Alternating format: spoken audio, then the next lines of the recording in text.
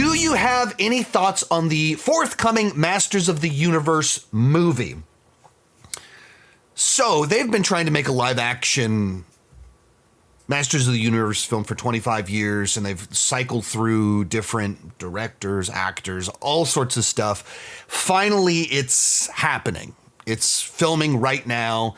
And the guy that starred next to Anne Hathaway in The Idea of You last year, as well as many other things, he got cast in it. At first glance, it was like, that guy does not look like He-Man. And then he posted some pictures of him at Christmas time, and he's like wearing like a baggy shirt, and you're still just like, clearly he's stacked underneath what he's wearing. It's like, all right, he did his homework. He did what he was supposed to do to prep for this role. Then there's been some set leaks and stuff that seem to indicate that they're filming on modern times Earth. So if I'm trying to pull all that together, generally speaking, I would say that He-Man, Masters of the Universe, if you can find the right angle, if you can find the right tone, there's a rich lore, there's a built-in audience, and you get kind of this fantasy adventure that takes you off to another world, that already has some cool established characters, that you can do some real hero's journey stuff in there,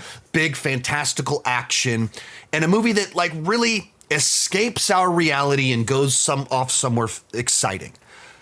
If you pull it off, like finding the right tone is difficult when you're adapting a TV show that was literally created to sell toys, but it turned into kind of a rich lore and mythology that it has kind of stood the test of time, and they keep doing new adaptations of it. But when I see they're doing set photos of like them on Earth, that makes me very nervous. I'm actually a pretty big defender of the Dolph Lundgren movie from 1987. I've always enjoyed it.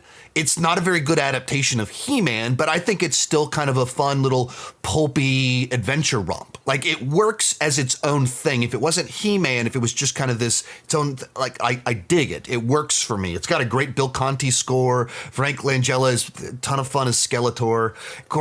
You got a young Courtney Cox in there. So there's a bunch of things I actually really enjoy about that film. And it's just like fantasy on Earth. But we've already done that movie.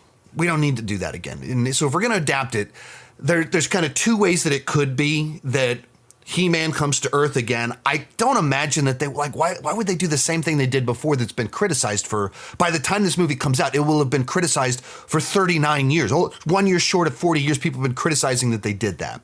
The other thought is, what if it's a John Carter situation? In John Carter, like Civil War soldier, gets taken from Earth and gets put on Mars in the middle of this big fantasy adventure.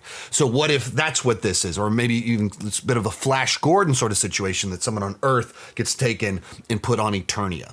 Once again, I just want to go to Eternia. I just want to tell that story of Masters of the Universe. I don't need the Earth spin on it. The reason that you do a movie like that and you set a good chunk of it on Earth is because Earth already exists. You can go there and film on Earth. Eternia does not exist, and Castle Grayskull doesn't exist. You have to build it. So you do that stuff to like find a way to like bring the cost down.